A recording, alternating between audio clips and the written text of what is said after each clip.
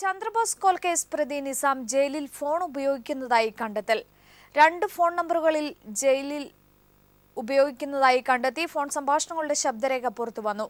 അതിനിടെ നിസാം ഫോണിൽ വിളിച്ച് വധഭീഷണി മുഴക്കിയതായി സഹോദരങ്ങൾ പോലീസിൽ പരാതി നൽകി. സംഭവത്തിൽ പോലീസ് അന്വേഷണം ആരംഭിച്ചു. മുഹമ്മദ് നിസാം ഫോണിലൂടെ വധഭീഷണി മുഴക്കിയെന്ന പരാതിയിലാണ് കണ്ണൂർ സെൻട്രൽ ജയിലിനുള്ളിൽ നിസാം മൊബൈൽ ഫോൺ ഉപയോഗിക്കുന്നതായി സഹോദരന്മാർ ആരോപിക്കുന്നത്. 97 46 57 65 53 87 69 73 13 02 എന്നീ 2 നമ്പറുകൾ ഉപയോഗിക്കുന്ന നിസാം ദിവസവും വൈകിട്ട് 5 മണിക്ക് ശേഷം കുടുംബ ബിസിനസ്സായ കിങ്സ് കമ്പനി ജീവനക്കാരെ വിളിക്കാറുണ്ടെന്നാണ് ആരോപണം. ഒക്ടോബർ 20-ന് 80 86 0 77 77 7 എന്ന നമ്പറിൽ നിന്നാണ് അബ്ദുൾ നിസാർ, അബ്ദുൾ റസാഖ് എന്നിവർക്ക് കോളുകൾ വന്നത്. ബീഡി കമ്പനിയിലെ ഇടപാടുകളെക്കുറിച്ച് സംസാരിച്ച നിസാം ലാഭവിഹിതം കേസ് നടത്തിപ്പിനായി മാറ്റിവെക്കണമെന്ന് ആവശ്യപ്പെട്ടു. ഇതിന് തയ്യാറായില്ലെങ്കിൽ കുടുംബത്തെ ഉൾപ്പെടെ ഇല്ലാതാക്കുമെന്ന് ഭീഷണി മുഴക്കി.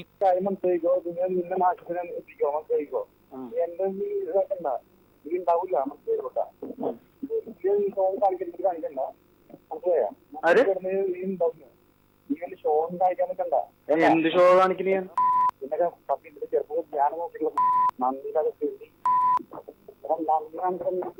കണ്ണൂർ സെൻട്രൽ ജയിലിൽ തടവ് ശിക്ഷ അനുഭവിക്കുന്ന മുഹമ്മദ് നിസാമിനെ ബാംഗ്ലൂരിലെ വധശ്രമ കേസിനായി ഒക്ടോബർ 20-ന് വിട്ടു നൽകിയിരുന്നു. ഈ ദിവസമാണ് നിസാം സഹോദരന്മാരെ വിളിച്ച് ഭീഷണി മുഴക്കിയത്. നിസാമിന്റെ സുഹൃത്ത് ചിമ്പൂട്ടൻ എന്ന് വിളിക്കുന്ന ഷിബിന്റെ നമ്പറിൽ നിന്നാണ് ബാംഗ്ലൂരിൽ നിന്ന് കോൾ വന്നത്. കോളിന്റെ ശബ്ദരേഖകളും സഹോദരന്മാർ പരാതിക്കൊപ്പം പോലീസിന് നൽകി.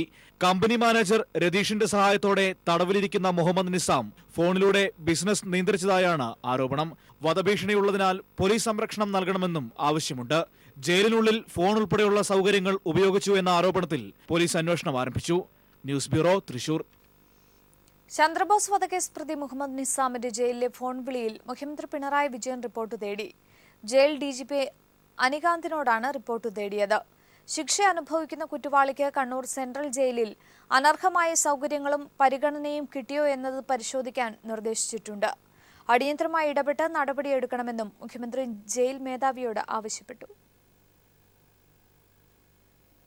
ജയിലിനകത്തുള്ള ഫോൺ വിളി സംബന്ധിച്ച് അന്വേഷിക്കേണ്ടത് ജയിൽ അധികൃതരാണെന്ന് DGP ലോക്നാഥ് ബെഹ്റ. എന്നാൽ നിസാം ജയിലിനകത്ത് വെച്ച് മൊബൈൽ ഫോൺ ഉപയോഗിച്ചിട്ടില്ലെന്ന് ജയിൽ DIG ശിവദാസ് തൈപ്പറമ്പിൽ പറഞ്ഞു. കേസന്വേഷണത്തിന്റെ ഭാഗമായി ബംഗളൂരുവിൽ കൊണ്ടുപോയപ്പോഴാകാം ഫോൺ ചെയ്തതെന്നും DIG വ്യക്തമാക്കി. ജയിൽ DG ആയിട്ട് ഞാൻ സംസാരിക്കട്ടെ. അവർ ബൈ ചാൻസ് പുറത്തെ ഉപയോഗിച്ചാൽ നമുക്ക് ചെയ്യാം. ജയിലിനകത്തുണ്ടെങ്കിൽ അവരുടെയാണ് ജുറിസ്ഡിക്ഷൻ. അവർ അന്വേഷിക്കാൻ വേണ്ടിയിട്ട് അവരുടെ എല്ലാ മെക്കാനിസം ഉണ്ടോ? ഇല്ല, നിസാം ജയിലിനകത്തുനിന്ന് അങ്ങനെ അൺഓതറൈസ്ഡ് ആയിട്ടുള്ള ഫോൺ വിളിച്ചിട്ടില്ല. അല്ല, പക്ഷേ അയാൾ ഈ ബാംഗ്ലൂർ കോർട്ടിൽ പോകുന്ന ആ ഈവിൽ ബസ്സിൽ വെച്ച് അയാളുടെ സഹോദരങ്ങളെ വിളിച്ചതായിട്ട് അയാൾ സമ്മതിക്കുന്നുണ്ട്. ജയിലിൽ വെച്ച് ജയിലിൽ ഇയാളെ 10-ാം ബ്ലോക്കിലാണ് പൂട്ടിയിരിക്കുന്നത്. അവിടെ ഈ ഫോൺ നമ്മൾ സെർച്ച് ചെയ്യുന്നതാണ്. അയാൾ അങ്ങനെ അയാളുടെ ഇന്നൊരു ഫോൺ പിടിച്ചിട്ടില്ല. ഈ അയാൾ വിളിച്ചു എന്ന് അയാൾ സമ്മതിക്കുന്നു. അത് ഈ ഡ്യൂറിംഗ് പോലീസ് കസ്റ്റഡി. തിരികെ വാർത്തകളിലേക്ക്. ബാർക്കോഴ ആരോപണത്തിൽ ബിജു രമേശിനെതിരായ മാനനഷ്ട കേസിൽ തുക കുറച്ച് KM മാണി. 10 കോടി നഷ്ടപരിഹാര തുക ആവശ്യപ്പെട്ട് നേരത്തെ ഹർജി നൽകിയിരുന്നു. നഷ്ടപരിഹാര തുക 20 ലക്ഷം മതിയെന്ന് പുതിയ ഹർജിയിലൂടെ കോടതിയെ മാണി അറിയിച്ചു. മാണിയുടെ ഒളിച്ചോട്ടത്തോടെ ആരോപണങ്ങൾ തെളിയിക്കപ്പെട്ടെന്ന് ബിജു രമേശ് പ്രതികരിച്ചു. ബാർക്കോഴ ആരോപണം ഉന്നയിച്ച ബിജു രമേശിനെതിരെ തിരുവനന്തപുരം സബ് കോടതിയിൽ നൽകിയ മാനനഷ്ട കേസിൽ നിന്നാണ് മാണിയുടെ പിന്മാറ്റം. 10 കോടി രൂപ നഷ്ടപരിഹാരം ആവശ്യപ്പെട്ടായിരുന്നു കേസ്. 10 കോടി വേണ്ട, 20 ലക്ഷം നഷ്ടപരിഹാരം മതിയെന്ന് കാണിച്ചാണ് പുതിയ ഹർജി. കോടതി ചെലവായ 15 ലക്ഷം രൂപ അടയ്ക്കേണ്ട ഘട്ടത്തിലാണ് മാണിയുടെ പിന്മാറ്റം. KM മാണിയുടെ ഒളിച്ചോട്ടത്തോടെ ആരോപണങ്ങൾ ശരിവെക്കപ്പെട്ടതായി ബിജു രമേശ് പീപ്പിളിനോട് പറഞ്ഞു. അവരുടെ ഭരണം കംപ്ലീറ്റ് ഇരിക്കുകയായിരുന്നു. അപ്പൊ 10 കോടി രൂപ കൂടി എന്റെ നിന്ന് ഈടാക്കാം, കേസ് അട്ടിമറിച്ചുകൊണ്ട് ഈടാക്കാമെന്നാണ് മാണിസാർ ധരിച്ചത്. പക്ഷെ ഇപ്പൊ സത്യം പുറത്തു വരുമെന്നായപ്പോ മാണിസാറിന് തന്നെ ഇപ്പൊ സമനില തെറ്റിപ്പോയി. കാര്യങ്ങൾ വസ്തുതകൾ പുറത്തു വരും. അങ്ങനെ വരുമ്പോൾ കള്ളം തെളിയും എന്നുള്ള ഉറപ്പായപ്പോഴത്തേക്കാണ് 10 കോടി രൂപ ആവശ്യപ്പെടുന്ന മാണിസാർ 20 ലക്ഷം രൂപയിലേക്ക് ചുരുങ്ങിയത്. അതേസമയം മാണിക്കെതിരായ അന്വേഷണ പുരോഗതിയിൽ വിജിലൻസ് തൽസ്ഥിതി റിപ്പോർട്ട് കോടതിക്ക് കൈമാറി. 7 സാക്ഷിമൊഴികളും 28 രേഖകളും പരിശോധിച്ചു. പ്രാഥമികമായി ആരോപണത്തിൽ തെളിവുണ്ടെന്നും വിജിലൻസ് കോടതിയിൽ നൽകിയ റിപ്പോർട്ടിൽ പറയുന്നു.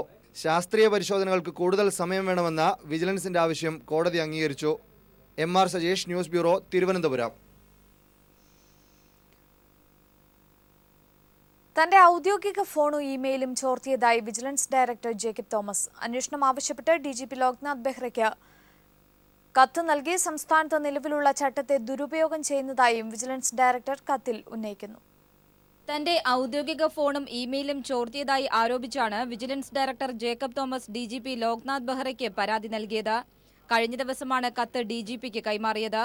ഇമെയിൽ ഹാക്ക് ചെയ്തതായി സംശയമുള്ളതായും മൊബൈൽ ഫോൺ അടക്കമുള്ളവ ചോർത്തിയതായുമാണ് കത്തിൽ ജേക്കബ് തോമസ് ഉന്നയിക്കുന്നത്. കേരളത്തിൽ നിലവിലുള്ള ചട്ടമനുസരിച്ച് DGPയുടെ അനുമതിയോടെ IG തലത്തിലുള്ള ഉദ്യോഗസ്ഥന് ഒരാഴ്ച വരെ ആരുടെയും ഫോൺ ചോർത്തുന്നതിന് അനുമതിയുണ്ട്. ഈ ചട്ടത്തെ ദുരുപയോഗം ചെയ്യുന്നതായും ഇത് പിൻവലിക്കണമെന്നും ജേക്കബ് തോമസ് പരാതിയിൽ ആവശ്യപ്പെടുന്നു. രാഷ്ട്രീയ ഉദ്യോഗസ്ഥ തലത്തിലെ ഉന്നതരുമായി ബന്ധപ്പെട്ട കേസുകൾ അന്വേഷിക്കുന്ന സാഹചര്യത്തിൽ ചോർത്തലിനെ ഗൗരവമായി കാണണമെന്നും ജേക്കബ് തോമസ് അഭ്യർത്ഥിക്കുന്നു. News bureau, Thiruvananthapuram. ആഭ്യന്തരമന്ത്രി അറിയാതെ ഫോൺ ചോർത്താൻ കഴിയില്ലെന്ന് പ്രതിപക്ഷ നേതാവ് രമേശ് ചെന്നിത്തല. മുൻ ആഭ്യന്തരമന്ത്രിയായിരുന്ന തനിക്ക് ഫോൺ ചോർത്തൽ എങ്ങനെയെന്ന് വ്യക്തമായി അറിയാമെന്നും ചെന്നിത്തല പറഞ്ഞു. ഇല്ല, അങ്ങനെ കേരളത്തിൽ ഞാൻ ആഭ്യന്തര വകുപ്പിൻ്റെ ചുമതലയുള്ള ഒരു മന്ത്രി കൂടിയായിരുന്നല്ലോ. എനിക്കറിയാം ഇങ്ങനെ ഫോൺ ചോർത്താൻ കഴിയുമെന്നുള്ളത്. ഫോൺ ഇൻ്റർസെപ്റ്റ് ചെയ്യാൻ കഴിയുന്നത് ഗവൺമെൻറ്റിൻ്റെ അനുമതിയോടുകൂടി മാത്രമേ ചെയ്യാൻ കഴിയൂ. അല്ലാതെ ഇൻ്റലിജൻസിന് മാത്രമേ അത് കഴിയൂ. അത് ഗവൺമെൻറ്റിൻ്റെ അനുവാദം വേണം. ആഭ്യന്തര വകുപ്പിൻ്റെ അനുമതിയില്ലാതെ ഒരു ഫോണും ആരുടെയും ചോർത്താൻ കഴിയില്ല. ആരുടെ അത്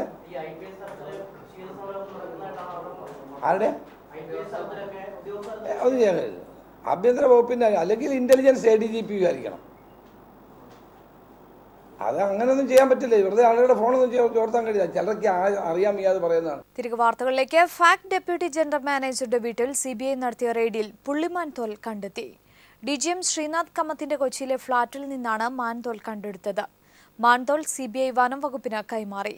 DGM ശ്രീനാഥ് കമ്മത്തിനെതിരെ വനം വകുപ്പ് കേസെടുത്തു. ശ്രീനാഥിന് വൻ നിക്ഷേപമുള്ളതായും CBI കണ്ടെത്തി. ജിപ്സം വിൽപ്പനയിൽ നടന്ന കോടികളുടെ ക്രമക്കേട് സംബന്ധിച്ച അന്വേഷണത്തിന്റെ ഭാഗമായി ഫാക്ടിലെ ഉന്നത ഉദ്യോഗസ്ഥരുടെ വീടുകളിലും ഓഫീസിലും CBI റെയ്ഡ് നടത്തിയിരുന്നു. ഇതിന്റെ ഭാഗമായി ഡെപ്യൂട്ടി ജനറൽ മാനേജർ ശ്രീനാഥ് കമ്മത്തിന്റെ ഫ്ളാറ്റിൽ നടത്തിയ പരിശോധനയിലാണ് പുള്ളിമാൻ തോൽ കണ്ടെത്തിയത്. ഉടൻ തന്നെ CBI വനം വകുപ്പ് ഉദ്യോഗസ്ഥരെ വിവരമറിയിച്ചു. കോടനാട് റേഞ്ച് ഓഫീസർ ഫ്ളാറ്റിലെത്തി പുള്ളിമാൻ തോൽ സീൽ ചെയ്ത് കൊണ്ടുപോവുകയായിരുന്നു. പരിശോധനാ സമയത്ത് ശ്രീനാഥ് കമ്മത്ത് ബംഗളൂരുവിലായിരുന്നു. പൂട്ടിക്കിടന്ന വീടിന്റെ താക്കോൽ CBI ഉദ്യോഗസ്ഥർക്ക് നൽകിയത് തൊട്ടടുത്ത് താമസിക്കുന്ന ശ്രീനാഥ് കമ്മത്തിന്റെ പിതാവായിരുന്നു. മാൻതോൽ കൈവശം വെച്ചതിന് ശ്രീനാഥ് കമ്മത്തിനെതിരെ വനംവകുപ്പ് കേസെടുത്തു. ഇയാൾ കൊച്ചിയിലെത്തിയാൽ ഉടൻ അറസ്റ്റ് രേഖപ്പെടുത്തും. ഇതുകൂടാതെ ശ്രീനാഥിന് 6 ബാങ്ക് അക്കൗണ്ടുകളിലായി 86 ലക്ഷം രൂപയുടെ സ്ഥിര നിക്ഷേപമുള്ളതായും CBI കണ്ടെത്തിയിട്ടുണ്ട്. അതേസമയം ഫാക്ട് CMD ജയ്വീർ ശ്രീവാസ്തവയടക്കം 7 പേർക്കെതിരെ CBI കേസെടുത്തു. ജിപ്സം വിൽപ്പനയുമായി ബന്ധപ്പെട്ട് കോടികളുടെ ക്രമക്കേട് കണ്ടെത്തിയതിനെ തുടർന്നാണ് കേസെടുത്തത്. ചോദ്യം ചെയ്യലുകൾക്ക് ശേഷം അറസ്റ്റ് ഉൾപ്പെടെയുള്ള നടപടികളിലേക്ക് കടക്കുമെന്ന് CBI വൃത്തങ്ങൾ അറിയിച്ചു. News bureau, Kochi. മാധ്യമങ്ങളെ ഇനിയും കോടതിക്ക് പുറത്ത് നിർത്തരുതെന്ന് സ്പീക്കർ ശ്രീരാമകൃഷ്ണൻ. ഒരു വിഭാഗം അഭിഭാഷകരാണ് പ്രശ്നങ്ങൾക്ക് പിന്നിൽ. ഇക്കാര്യം ചീഫ് ജസ്റ്റിസിന് ബോധ്യപ്പെട്ടിട്ടുണ്ട്. അറിയാനുള്ള അവകാശത്തെ തടയരുതെന്നും സ്പീക്കർ പറഞ്ഞു. വനിതാ മാധ്യമ പ്രവർത്തകർക്കെതിരായ പോലീസ് കേസ് പിൻവലിക്കണമെന്ന് KPCC പ്രസിഡന്റ് VM സുധീരനും ആവശ്യപ്പെട്ടു. അദ്ദേഹം വളരെ ക്രിയാത്മകമായി പ്രതികരിക്കുകയുണ്ടായി. ഇന്നലെ രാവിലെ തന്നെ അദ്ദേഹം 7:30 മണിയോടുകൂടി ലോ സെക്രട്ടറിയെ വിളിച്ച് അദ്ദേഹത്തിൻ്റെ കൺസേൺ അറിയിക്കുകയും നിയമസഭയുടെ ഗൗരവപൂർണമായ ഒരു പ്രതികരണമായിട്ട് ഇതിനെ സമീപിക്കുകയും ചെയ്യാമെന്നും. ഈ തരത്തിലുള്ളൊരു പ്രവണത ആദ്യമായിട്ടാണ് കാണുന്നത്. മുളകിലെ നുള്ളിക്കളഞ്ഞേ മതിയാവൂ എന്ന കാര്യത്തിൽ യാതൊരു സംശയമില്ല. അഭിഭാഷക സമൂഹമാകെ മോശക്കാരാണെന്ന് ആരും പറയില്ല. വളരെ നല്ല രീതിയിൽ പ്രവർത്തിക്കുന്ന അഭിഭാഷകരുടെ നിര തന്നെ നമുക്കുണ്ട്. പക്ഷെ ആ അഭിഭാഷക സമൂഹത്തിന് തന്നെ കളങ്കം വരുത്തി വയ്ക്കുന്ന നിലയിലാണ് ചെറിയൊരു വിഭാഗം അഭിഭാഷകരുടെ ഭാഗത്തു നിന്നും ഈ തരത്തിലുള്ള പ്രവർത്തനമുണ്ടായത്. പ്രമുഖ ബാങ്കിംഗ് ഇതര ധനകാര്യ സ്ഥാപനമായ ICL ഫിൻകോർപ്പ് ലിമിറ്റഡ് തൃശൂർ അയ്യന്തോളിൽ പുതിയ ബ്രാഞ്ച് ആരംഭിച്ചു. ICL ചെയർമാനും മാനേജിംഗ് ഡയറക്ടറുമായ KG അനിൽകുമാർ ഉദ്ഘാടനം നിർവഹിച്ചു. Corporation councillor A Prasad, merchants association area president Joshi Mathew Therattil തുടങ്ങിയവർ സംബന്ധിച്ചു. കേരളത്തിലും തമിഴ്നാട്ടിലും തെലങ്കാനയിലുമായി നിരവധി ബ്രാഞ്ചുകളുള്ള ICL 2020ഓടെ 1000 ബ്രാഞ്ചുകളിലേക്ക് വ്യാപിപ്പിക്കുകയാണ് ലക്ഷ്യമെന്ന് മാനേജ്മെന്റ് അറിയിച്ചു. ഉത്തർപ്രദേശ് തെരഞ്ഞെടുപ്പ് അടുത്തുവരുന്ന സാഹചര്യത്തിൽ തീവ്ര ദേശീയത ആളിക്കത്തിക്കാനാണ് BJPയും RSSും ശ്രമിക്കുന്നതെന്ന് CPIM അഖിലേന്ത്യാ general secretary Sitaram Yechury. Indian ദേശീയതയല്ല ഹിന്ദുത്വ ദേശീയതയാണ് BJPയും RSSും മുന്നേറുന്നതെന്നും യെച്ചൂരി പറഞ്ഞു. ഒമാനിൽ കൈരളി പീപ്പിൾ TVക്ക് അനുവദിച്ച പ്രത്യേക അഭിമുഖത്തിലാണ് സീതാറാം യെച്ചൂരി കാര്യങ്ങൾ വ്യക്തമാക്കിയത്. ദേശീയതയുടെ പേരിൽ ഇന്ത്യക്കാരെ ഹിന്ദുവെന്നും മറ്റുള്ളവരെന്നും വിഭജിക്കാനാണ് RSS BJP ശ്രമമെന്ന് സീതാറാം യെച്ചൂരി ഒമാനിൽ കൈരളി പീപ്പിൾ വാർത്തയോട് പറഞ്ഞു.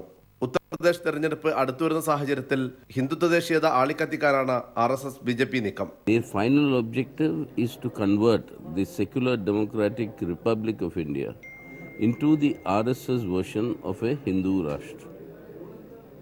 And for that they are doing all these activities. And in the bargain, they also hope that they will get some electoral benefits.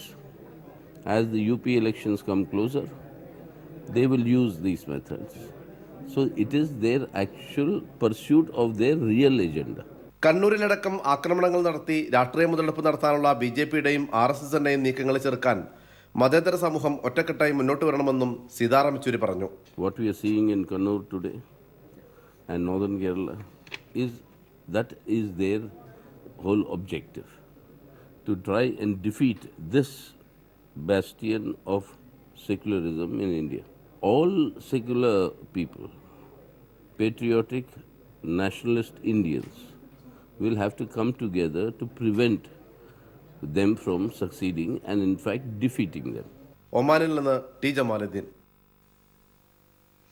Kollam Parippally ESI medical college ഔദ്യോഗികമായി സംസ്ഥാന സർക്കാരിന് ESI കോർപ്പറേഷൻ കൈമാറി. ESI തൊഴിലാളികൾക്ക് 1000 കിടക്കകളോടുകൂടിയുള്ള പ്രത്യേക ചികിത്സാ സൗകര്യം Parippally medical കോളേജിൽ ഏർപ്പെടുത്താനും സംസ്ഥാന സർക്കാർ തീരുമാനിച്ചതായി മെഡിക്കൽ കോളേജ് സൂപ്രണ്ട് പീപ്പിൾ TVയോട് പറഞ്ഞു.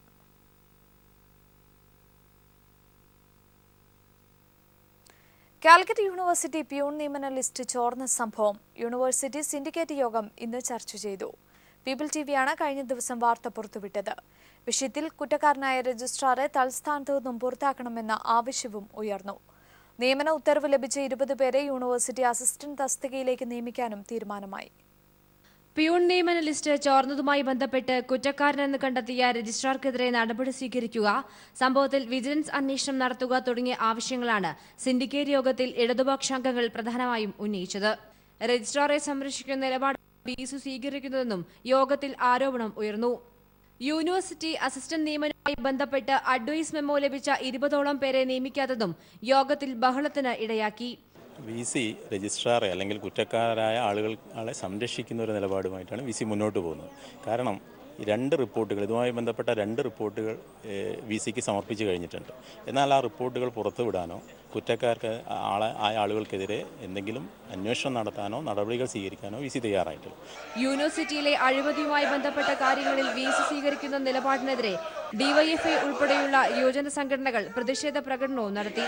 പ്രശ്നപരിഹാരത്തിനായി DYFIയെ ചർച്ചയ്ക്ക് വിളിക്കണമെന്ന ആവശ്യം ഉന്നയിച്ച് പ്രവർത്തകർ ഭരണസിര കേന്ദ്രം ഉപരോധിച്ചു. തുടർന്ന് നടന്ന ചർച്ചയിൽ അഡ്വൈസ് മെമ്മോ നൽകിയ 20ഓളം ആളുകളെ നിയമിക്കാൻ ധാരണയുമായി. എന്നാൽ ഈ തീരുമാനത്തിൽ പ്രതിഷേധിച്ച് KPCC ജനറൽ സെക്രട്ടറിയും യൂണിവേഴ്സിറ്റി സിൻഡിക്കേറ്റ് അംഗവുമായ അഡ്വക്കേറ്റ് PM നിയാസ് സിൻഡിക്കേറ്റ് യോഗത്തിൽ നിന്നും ഇറങ്ങിപ്പോയി. യൂണിവേഴ്സിറ്റി നിയമന ലിസ്റ്റ് പരിഗണിക്കാത്തതാണ് അഡ്വക്കേറ്റ് PM നിയാസിനെ ചൊടിപ്പിച്ചത്. News bureau, Kozhikode.